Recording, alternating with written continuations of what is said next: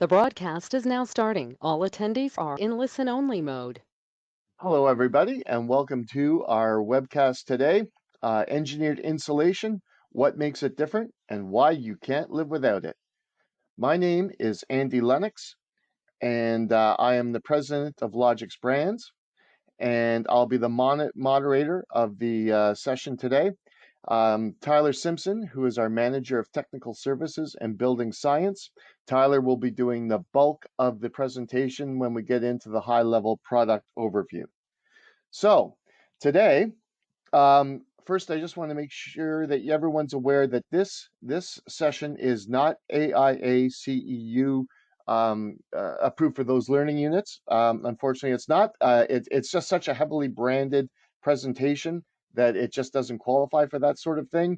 But we hope there's just so much good, valuable content in it that that everyone will find that it was a well spent 45 minutes of time.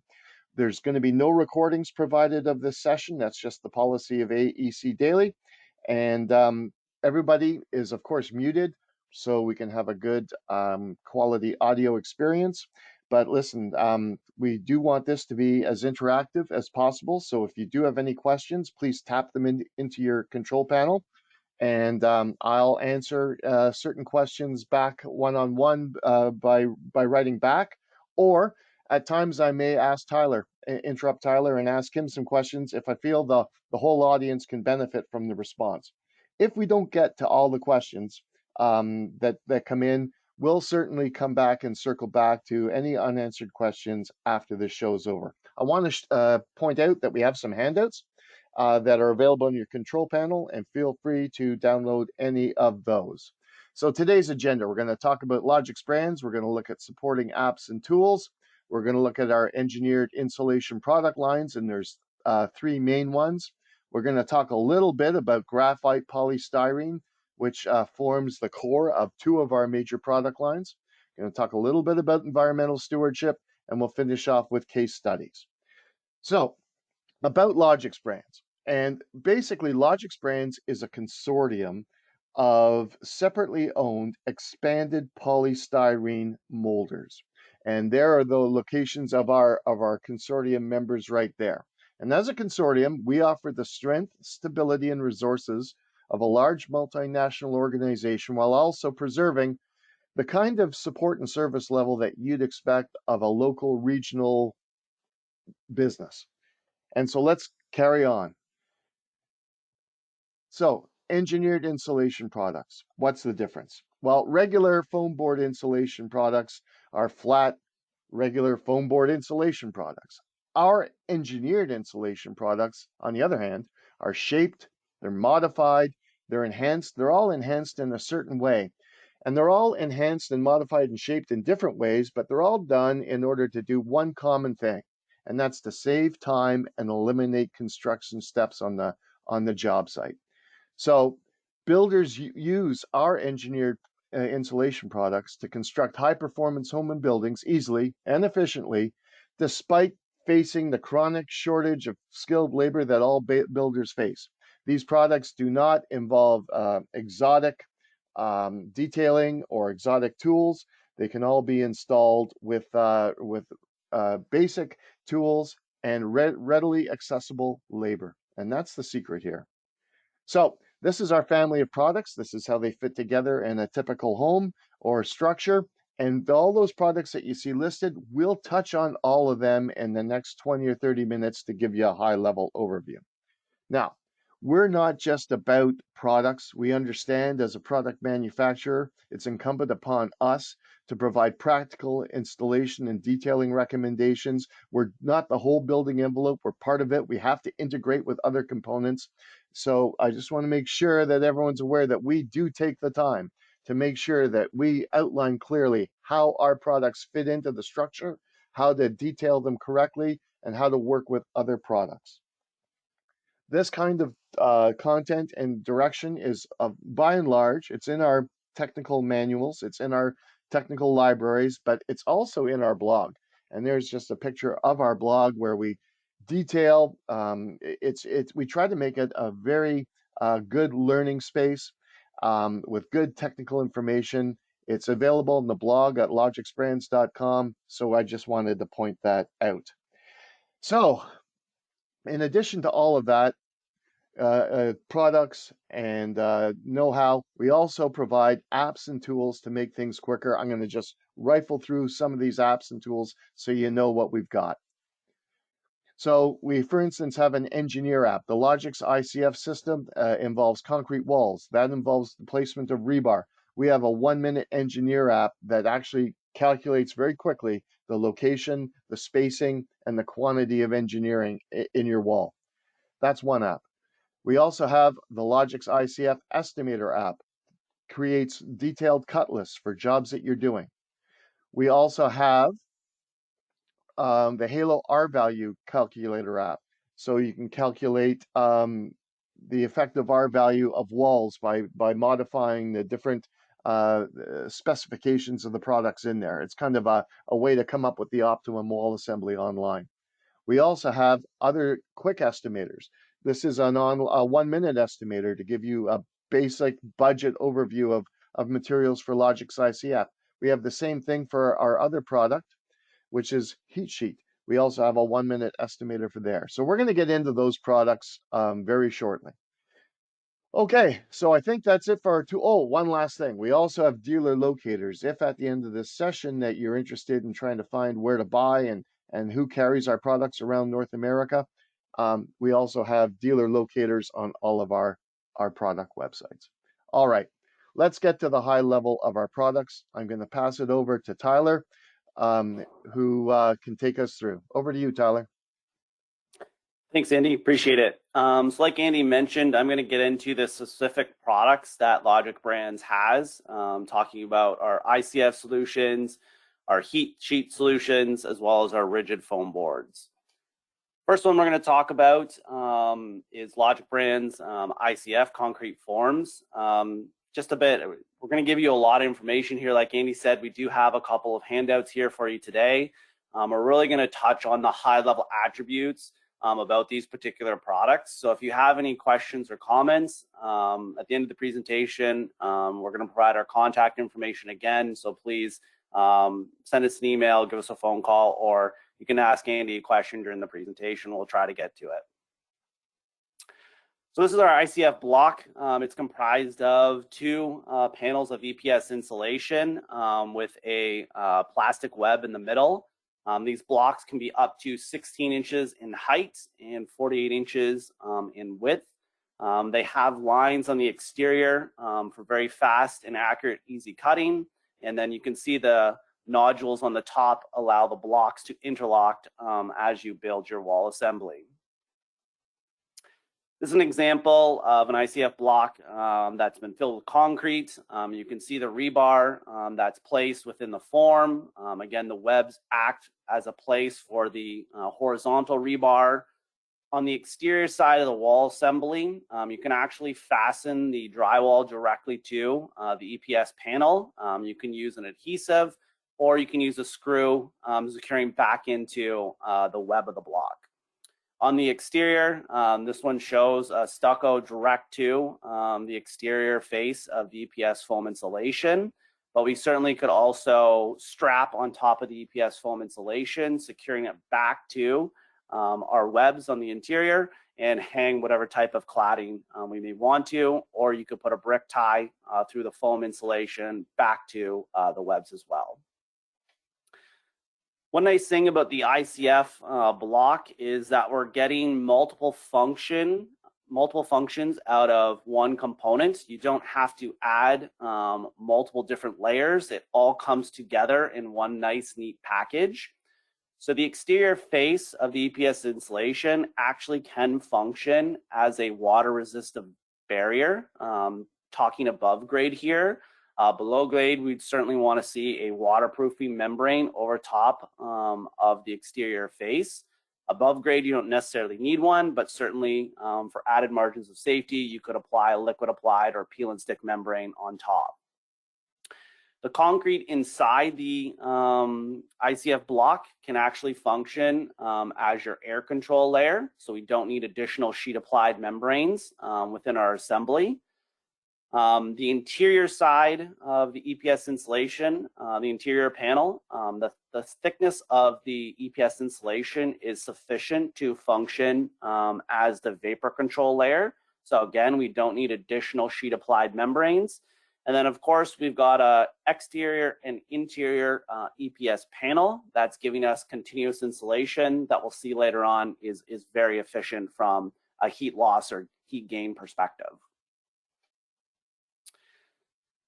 Here we're just, I think when most people think of an ICF block, they think of a below grade application, and it's certainly well suited for those applications, but also keep in mind you can extend the ICF block above grade as well in addition to the below grade application.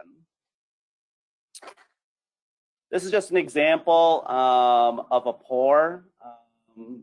The person filling the ICF block with concrete.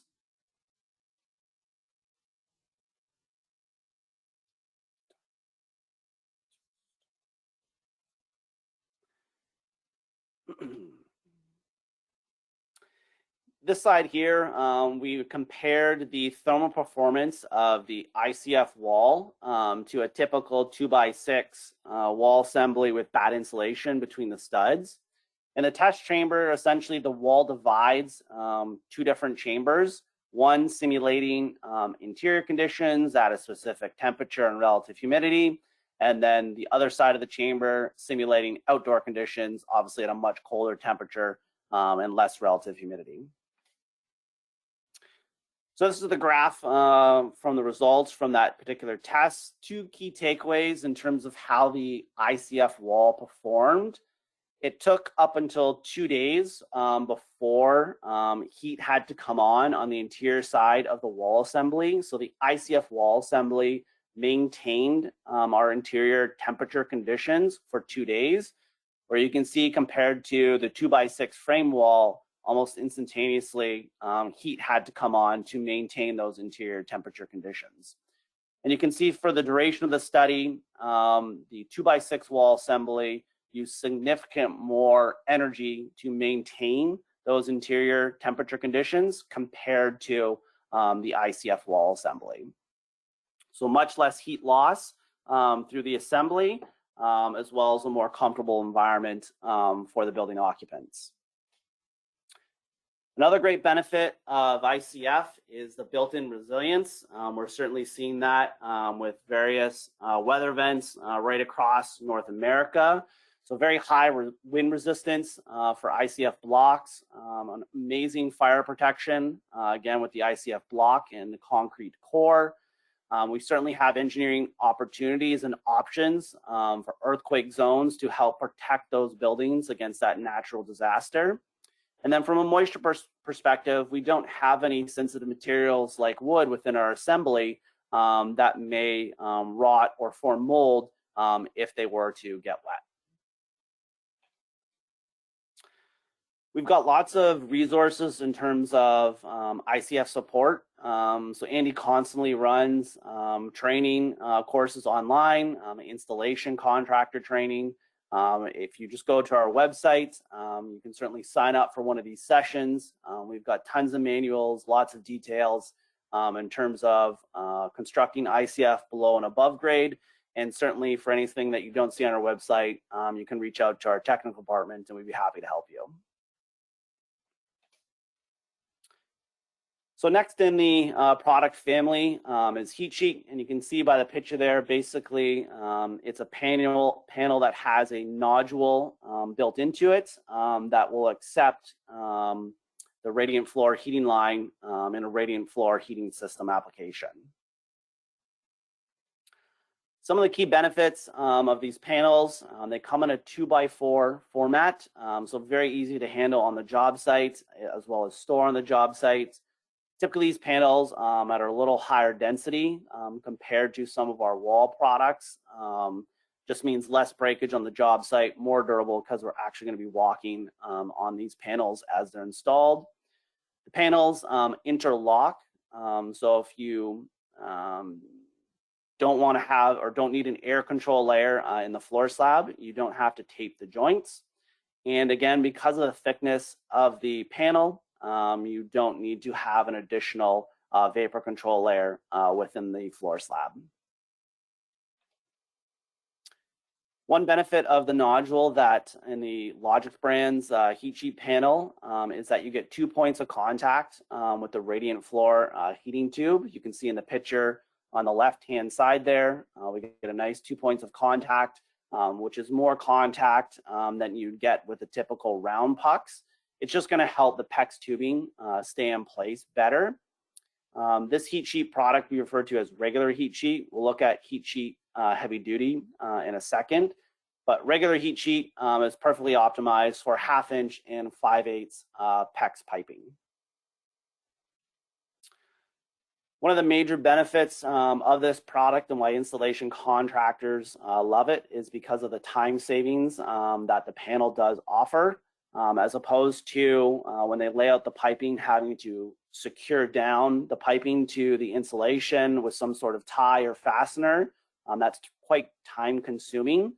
Compared to the heat sheet panel, they literally just have to click the pipe into place. So it saves a significant amount of labor time when installing the pipe in a radiant floor heating application. And as I mentioned, we do have another product called Heat Sheet Heavy, just slightly different than regular heat sheet. So regular heat sheet is on the right-hand side, Heat Sheet Heavy on the left-hand side. The main difference between the two is the depth and diameter of the nodule. So Heat Sheet Heavy, the nodule diameter is 4 inches, where the regular heat sheet, it's 3 inches. And the nodule depth is much larger on Heat Sheet Heavy at 1.25 inches, which allows it to accept a larger PEX pipe. So for more robust applications, perhaps a commercial project, an exterior driveway, things of that nature, Heat Sheet Heavy is typically the product that is engaged. It has a higher density, so it can handle those higher loads that you might get on a driveway as opposed to on the inside of a building. And again, the other benefit is it can accept the 3/4 inch PEX pipe that you may need for those more heavy-duty applications. Then our final product category is our Halo brands of GPS rigid foam board insulation. There's 3 different products that we're going to talk about. We have Subterra and Subterra Plus for below grade applications, so like your foundation wall, underneath your floor slab, for example. Then we've got Halo Xterra for our above grade wall exterior applications. And then we've got Halo Interra that can be used on the interior of the building above or below grade. So the main difference, one of the main differences between the Halo branded products is that they have they're a GPS insulation compared to an EPS insulation. And the main difference between the two insulation types is that graphite's been added to the GPS insulation, which allows it to achieve a higher thermal resistance, and it's more environmentally friendly compared to the EPS product. So what does that mean for these boards? We get better or equal thermal resistance compared to an XPS or polyiso product, better for the environment compared to XPS and polyiso, and they're actually less expensive than the XPS and polyiso products. And we'll touch on that a bit more in the upcoming slides. So the first product in the lineup is Halo Xterra. Again, this is for above grade applications.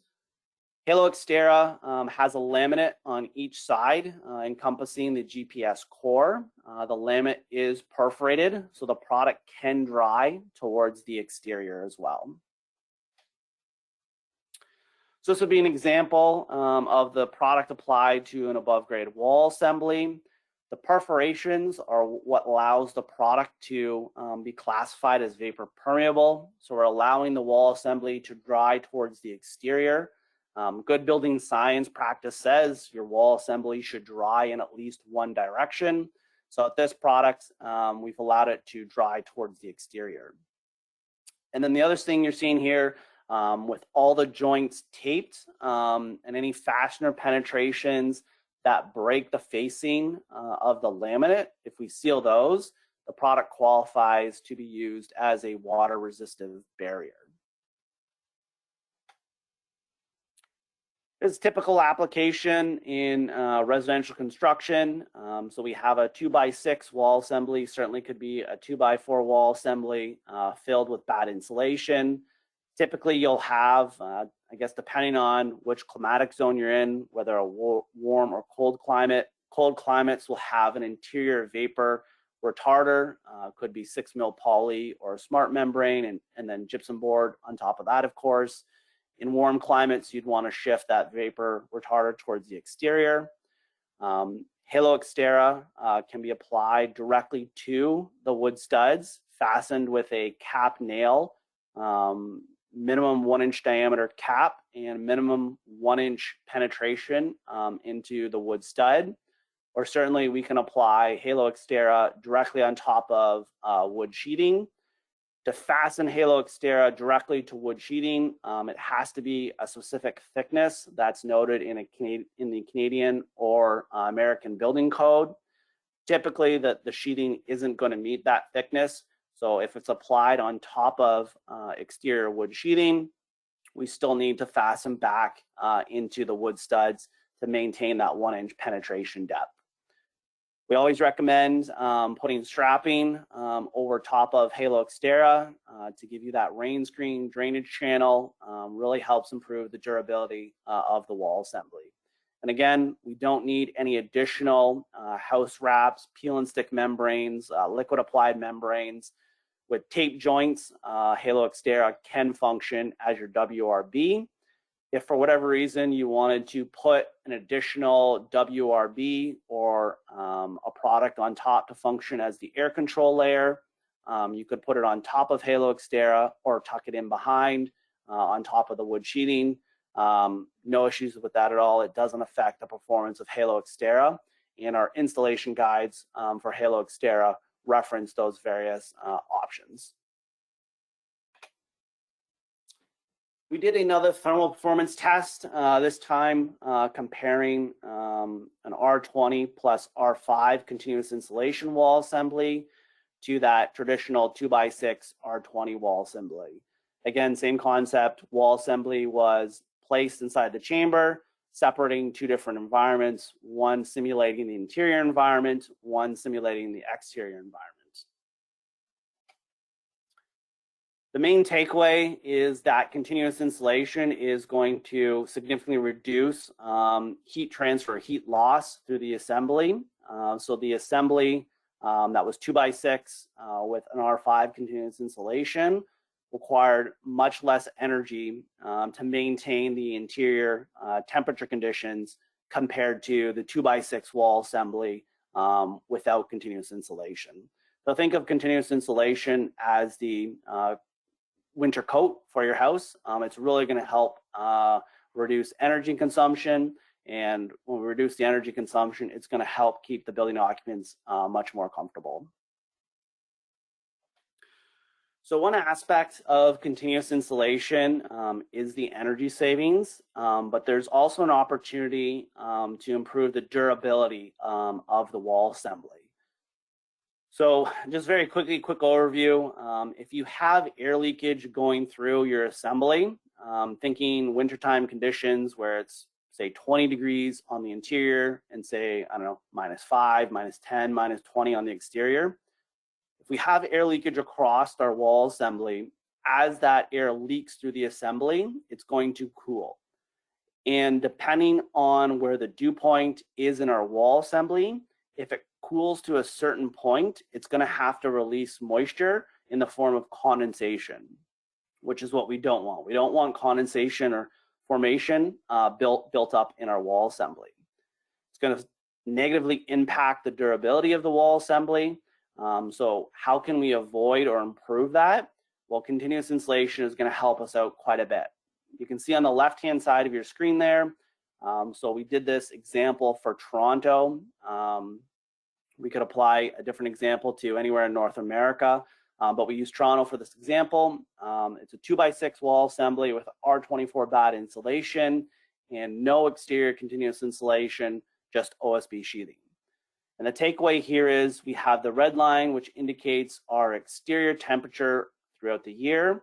And then the blue line indicates the temperature on the backside face of the OSB sheathing. And you can see for a good portion of the year, the backside face of the OSB sheathing is below the dew point for an extended portion of the year. So if we have air leakage across that assembly, we're going to get condensation forming on the backside of our OSB sheathing. The wall assembly on the right-hand side, we reduced the insulation in the 2x6 stud to an R19, and we've placed an R10 continuous insulation on the exterior. And basically the insulation placed outboard of the assembly is going to help warm up the back face of the OSB sheathing. So if air leakage does occur, it's not reaching the dew point, we have a significant reduction in the length of time in terms of when condensation can form and overall the amount of condensation that can form in the wall assembly. So CI is helping us out, reducing the energy consumption, but it's also making our wall assembly significantly more durable. Next up, we've got Halo and Terra. So this can be applied to the interior of the building enclosure, above grade walls, ceilings, as well as below grade walls. So we're getting a portion of continuous insulation, certainly in a basement. If you needed to achieve an R20, you could put 4 inches of Halo and Terra, strap on top of it and put your gypsum board directly to it. You don't necessarily need to provide a framed wall with batt insulation. The foil facing on Intera is not perforated, so it can function as your vapor retarder. So you don't need any additional sheet applied membranes to provide that function in the wall assembly. And then if we seal the joints of Halo and Terra, it can also function as the air control layer. Again, we don't need any additional membranes or control layers within the assembly to provide that function. We're getting it all from Halo and Terra. And then in certain applications in the US, we have a product called Intera FR, which does not require a thermal barrier in front of it. Again, this is only for the US only. Up in Canada, foam is classified as a combustible product, so we need to put a thermal barrier in front of it. Then finally, we have Halo Subterra. So this is for below grade applications, the exterior foundation, or under a floor slab. And the second product we have in the Subterra lineup is Subterra Plus. Basically, how does it differ from regular Subterra? It's at a higher density, so it can handle a higher loading. And the laminate on the exterior is woven, so it's a much tougher, much more resistive laminate than the regular Subterra product. Again, same concept. There's no perforations in the laminate, so you have a built-in vapor retarder. And if we seal the joints, we can certainly use that laminate as our air control layer as well. So we don't need additional sheet applied membranes in our assembly configuration. Another nice benefit of these products, they do qualify to be used as a radon barrier. There's certainly specific sealing requirements in terms of sealing the face of the foam insulation, how that connects back to the air control layer in the wall assembly when we're talking about underneath the foundation slab. Any penetrations going through the insulation layer must be sealed back to the front face of Subterra, but another benefit and one option for you, you can use that product as a radon barrier. Again, you don't need to put another sheet applied membrane on top or below. You can use the laminate on Subterra. Then the final product we have in our board insulation lineup is called Chrome GPS. It's the same core that's in the Halo products. The only difference here is it doesn't have a facing. So this product would typically used in above grade wall assemblies, and we'd put our WRB and potentially air control layer in behind the insulation. Lots of flexibility in terms of the thicknesses that are available. And we have some opportunity if you wanted to, you can cut grooves within this product to accept a furring strip, so you have it already integrated into the product. So next here we want to compare Halo GPS graphite polystyrene to XPS and polyiso insulation, and just see how it stacks up, comparing a few physical properties of 3 different insulation products. So long-term thermal resistance, this is a topic that's gained a lot of traction, I would say over the last 5 to 10 years. What happens with some insulation products? They trap blowing agents, and over the life of the product, that blowing agent does escape from the insulation. That's a big concern because it's the blowing agents in certain insulation boards that give it its thermal resistance. So if we're losing blowing agent over the life of the product, as the product ages, the thermal resistance you're getting decreases over time. Both in the US and Canada, there's requirements for manufacturers to state their long-term thermal resistance, so customers know in the design process how to incorporate their products, and more specifically how those products are going to perform day 1 as well as day 100 of the building. So first attribute we're going to look at is the thermal resistance, specifically a long-term thermal resistance. For GPS, this really isn't an issue. GPS does not trap gases. It traps air between the beads. That's how it achieves its thermal resistance, very similar to how bad insulation achieves its thermal resistance. Bad insulation, the woven fibers trap tiny little air pockets. Those air pockets give you thermal resistance. So GPS insulation has 0 thermal drift. We're R5 at just over an inch in thickness. That does not change from day 1 to day 100. That is a constant thermal resistance that you can depend on for the life of the building. Like we talked about, XPS traps blowing agents, and over time, those do leak, which results in a reduction in the thermal resistance for the product. You can see on the left-hand side, many XPS manufacturers on their product data sheets still note a thermal resistance of R5 per inch. But in reality, the long-term thermal resistance of an XPS insulation is about an R 4.5 to 4.7 per 1 inch in thickness. Polyisocyanurate or polyiso on product data sheets, they're claiming a 6.5 per inch. It's a challenge to find the long-term thermal resistance for wall insulation products, specifically polyiso. They typically don't publish those values, and you contact their technical representatives, they don't distribute that information. So when we're talking polyiso, it's really up to us to look to third-party building science corporations. Very well known, Joe Leesbrook, Building Science Corporation. They looked at the thermal resistance of polyiso, and if you're engaging that product for your particular project, warm climates, you're not going to get that 6.5 per 1 inch that's talked about in the literature. It's more right around 5.6 per inch. And in cold climates, it's an even further reduction, about an R5 per inch. And these values really have a significant impact as the industry moves to more buildings that are getting energy modeled. Certainly if we're putting in a higher thermal resistance for these products and we're getting a much less thermal resistance, the energy consumption that we're noting for these particular buildings isn't going to be accurate. So it's really critical that you engage the proper thermal resistance for the products. And unfortunately, you're going to have to do some digging depending on the manufacturer.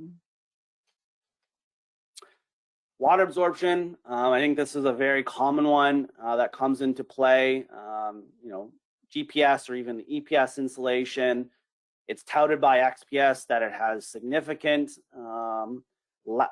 less water absorption than the GPS or EPS insulation products.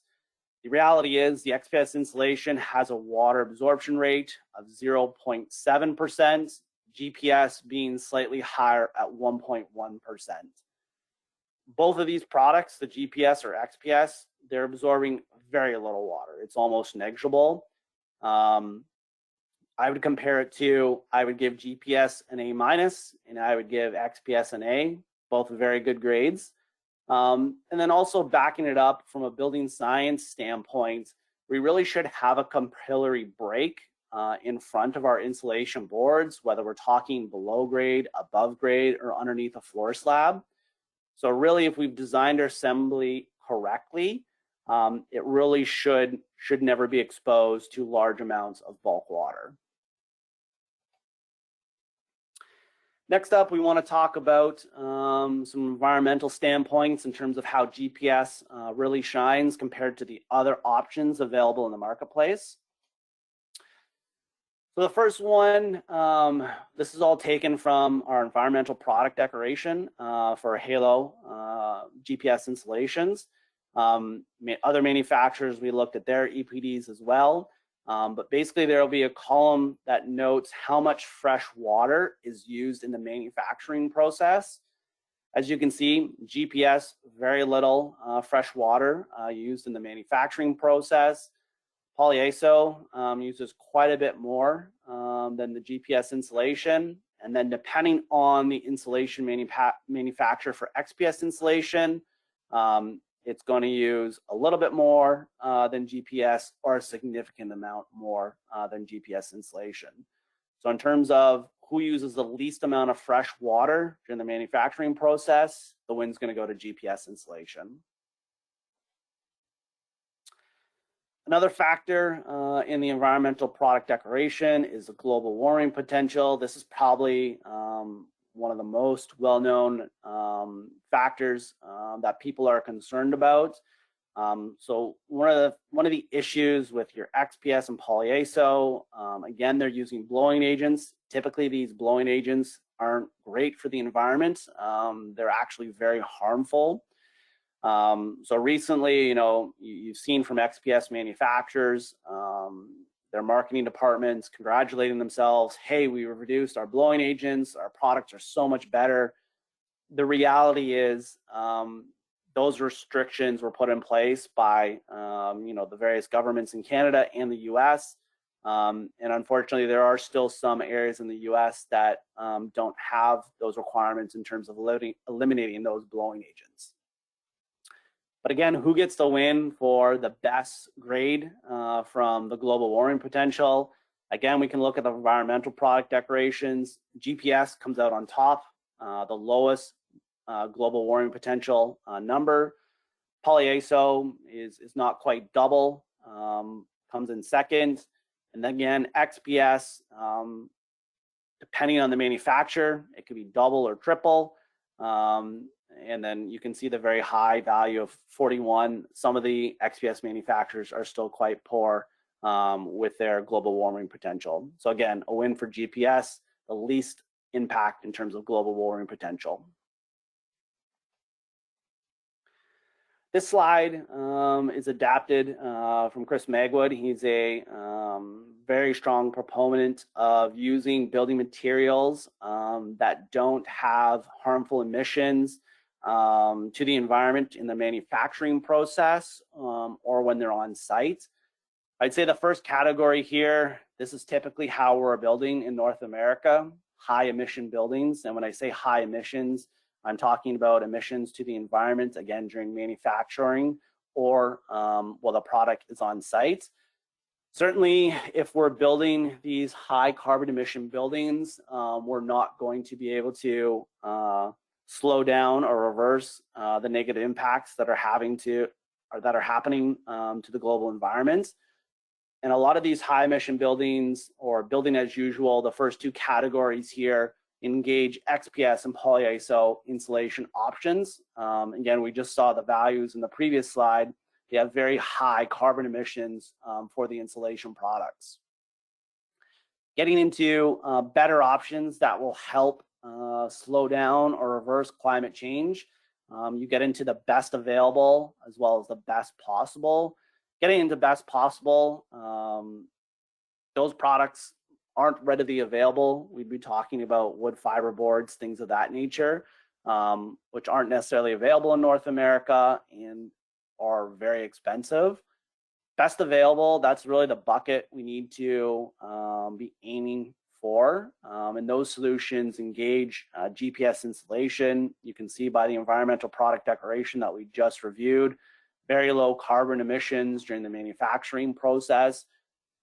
Aiming for best available is certainly going to help us slow down or hopefully reverse climate change. And we've got to start changing that and looking at different exterior insulation products such as GPS over the traditional XPS and polyiso products.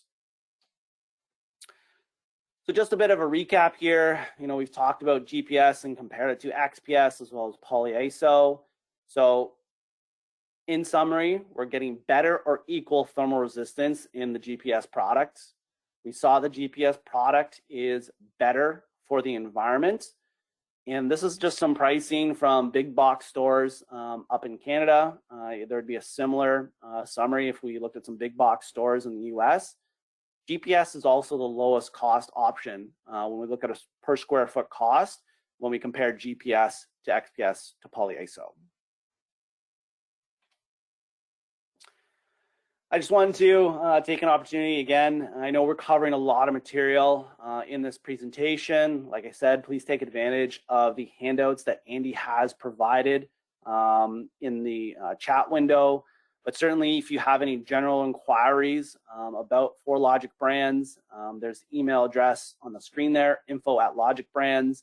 And technical inquiries, be happy to answer your questions. Just send an email to tsimpson@logixbrands.com. Then I'm going to hand it back over to Andy. He's going to go through a few case studies that have engaged the products that I just spoke about. Andy, over to you. Hey, sorry for interrupting there, Tyler. Thank you very much for that high-level overview. Everybody, you've been great. We're at 11:42 Eastern, so we've got about 8 or 9 minutes left in our time slot, and we're going to finish up with some real-world applications of these products. So take it from the high level, and let's get a little bit more granular. So let's just get started right now. So what we've got here is, and this is going to be a Logix ICF case study, and it's going to be a foundation application here. So Lincolnburg Master Builder is located in Edmonton, Alberta, Canada. It's got 1.4 million people in the city. It's in climate zone 7B up in Canada. It's a very cold climate zone. So so Lincolnburg builds about 50, 60 family homes per year and about 100 multifamily homes per year. So let's look at this application here. So it's about foundations. So for their foundations, for their 50 to 60 single family dwellings, they need their foundations to be, of course, competitive and cost controlled. But they also need it with the climate zone they're in and with the accelerating building codes in Canada, because building codes in Canada are on the upswing. They need their basements to be well insulated. And when you've got cold, well insulated foundations in a cold climate, you've got to be very sure that those basements do not have unintended consequences, and you want to make sure that they're resistant to condensation buildup. So let's take a look. What can happen? So what can happen if you build? So Lincolnburg could build a regular foundation, concrete, poured in place concrete wall, and then stud it and insulate it on the inside. The issue is if they're going to try to do R20 insulation on the inside, on the very, very cold days, if they don't insulate the outside surface of the foundation, the very cold days, the portion of the foundation that's exposed to the elements that's above grade that pops above grade, that can get extremely cold. And if that gets extremely cold, um, the cold travels through the concrete wall and can actually form condensation in the batt insulation on the inside. So now you're looking, okay, so Lincolnberg's got to insulate the inside and the outside to reduce this condensation problem. Condensation is in the foundation is bad news for a builder. They don't want their client saying, I'm happy with my house except for this pool of water that's in my foundation. And that pool of water is not due to a crack, it's not due to a leak, it's just due to condensate, it's due to temperature differential. So if now they're looking at insulating both sides of the wall, now they're going right to ICF because Logix ICF inherently insulates both sides of the wall. It accomplishes all the 6 steps that that Tyler overviewed earlier. To make it even more efficient, Lincolnberg trained their own in-house 3-person crew to do their ICF foundation installs. So they're getting this 3-person crew, not super skilled labor, just a 3-person crew, and they're doing their ICF installs. They're reducing a subtrade. They're not calling in a concrete foundation crew. They're not having framers come in and insulators come in and all of that complication. It's 3-person in-house crew, low skill labor, and it's a fully insulated basement. So that's and so they get their cost predictability, they get the R value that they want, and they get the benefit of not having the risk of condensation. Plus, they found that homeowners in Canada, homeowners of any energy efficient homes who take advantage of higher ratio mortgages that are insured by Canadian Mortgage and Housing Corporation, they're actually eligible for rebates. So there's certain percentage of their customers that so not only is Lincolnberg solving all their own problems, but they're also finding that Logix ICF basements are actually giving their eligible homeowners the ability to qualify for additional rebates from the Canadian government. So it's just one more edge to increase their homeowner and customer satisfaction. So that's Logix ICF basements by Lincolnberg Master Builder. So let's look at our next case study. This is in the USA, and this is a case study with respect to Halo Xterra. So we had Builder, and this was actually an article that was recently published in Fine Home Building magazine. So here the case study is, it's a single-story house. It's a low-risk area for hurricanes and earthquakes. But this builder, back in the spring, the cost of sheathing with OSB had recently increased by 500%, and alternatives like Zip and other things were backordered. So this builder was looking for alternatives. The goal was to create a sturdy, insulated, code-compliant, and cost-effective exterior wall system above grade without the use of wood sheathing. Let's take a look at how this builder did it. So the challenge is when you were thinking about reducing solid sheathing, okay, sheathing does its job. Like it has a structural component to it. It prevents the wind from lifting the roof and pulling the house from its foundation. So if you're going to remove the OSB, you've got to strengthen the wall to prevent the racking.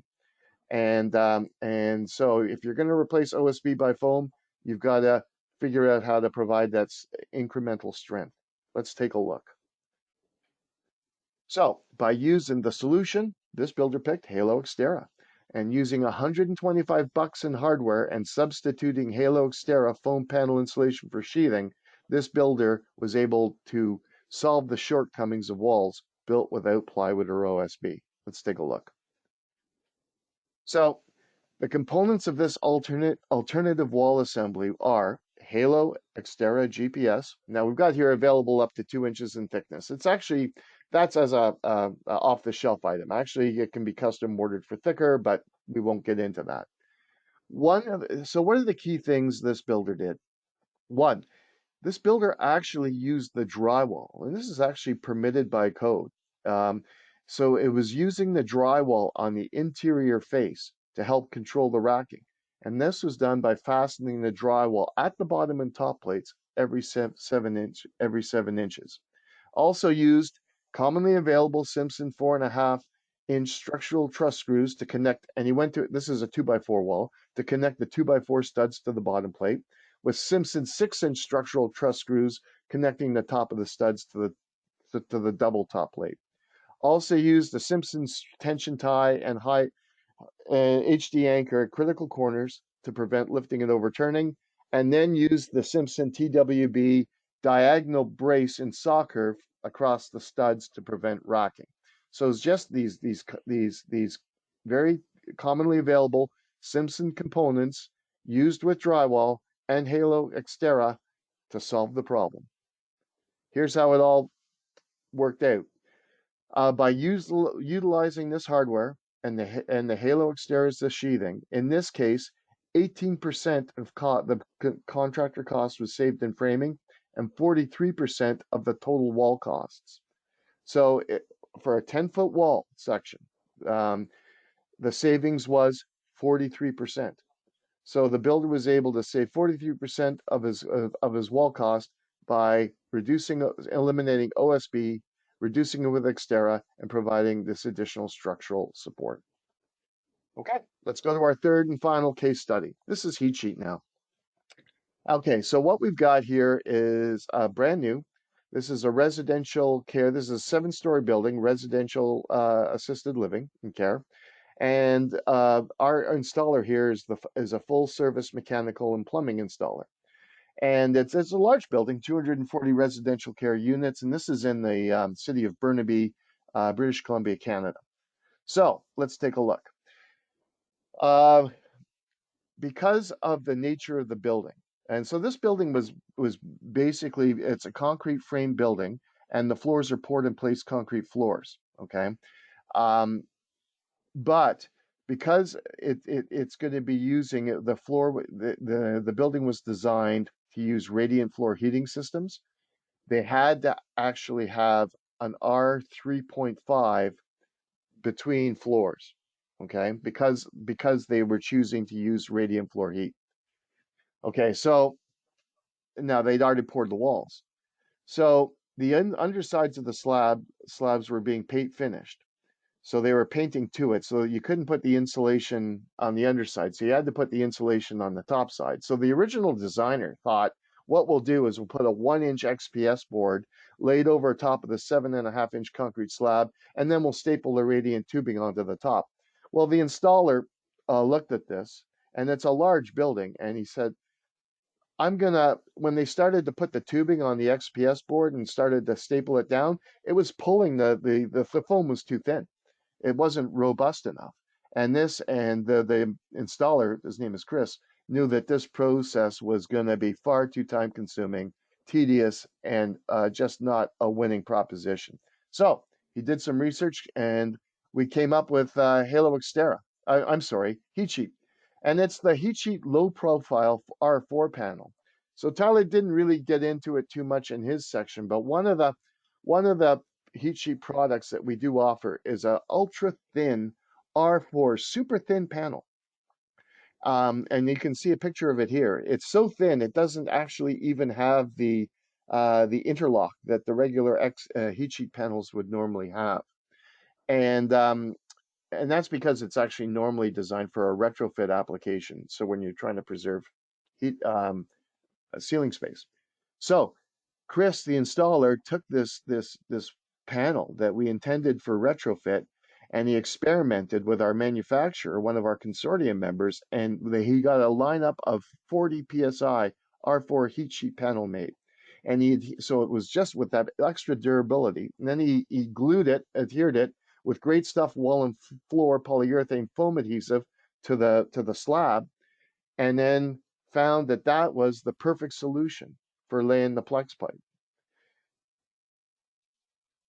With the panel in place, the pipe installation was much more efficient. There was no need to spend man-hours taping the tubes to a thin board. Instead, the crews simply walked the tube into place, finished with 2 inches of self-leveling concrete. And in the end, major quality issues and labor cost overruns were averted, And what's more, because the heat sheet panels exceeded 25 psi and had more than 1¼ inches of concrete cover, the conditions of the non-cracking warranty were automatically met as well. So those are just three case studies of the way that these products add to the thermal performance of the building, but also saving construction steps and construction complexity using regular hand tools and not requiring excessively skilled labor. And that's the essence of Logix engineered insulation products. There's our contact information, as Tyler had mentioned. If you visit logixbrands.com, the URL or the website in the bottom right, that's a good place to start with us. From there, each of our product lines has their own product website, but from logixbrands.com, you can get to our various different product websites, and that's there you can do a deep dive into the technical documentation and such for each of the product sites. On logixbrands.com and on each of our product websites, there's get a free quote now. If you want to actually get into seeing if these products are a good fit for your project, just fill out a form, get a free quote, and we'll engage. And Tyler, I think that is it. I think we're going to wrap up. We do not have any questions today, so I'm going to just say thank you very much to everyone for your time and attention. And Tyler, I'm going to give you the last word. Yeah, I'd just like to thank everyone for their time and attention today. And if you have any questions, please reach out to us. I know we gave you a lot of information here today, but we're happy to engage in your project. Just give us a shout. Thank you all. Well, thank you, Andy, and thank you, Tyler, on behalf of AEC Daily. We greatly appreciate you being here today and providing us with all of this wonderful information to have. Just a quick reminder that the handouts are there if you would like to download them. And well, we did have a question, but it's actually a thank you from Michael. So thank you, both Andy and Tyler. And thank you to everyone who took the time out of your busy schedules to join us. We know that sometimes can be difficult to do, so we appreciate it. Quick reminder, everyone will receive a certificate for attending today's session. So you will receive that within the next 24 hours by email. Thank you, everyone, and we hope you have a wonderful day.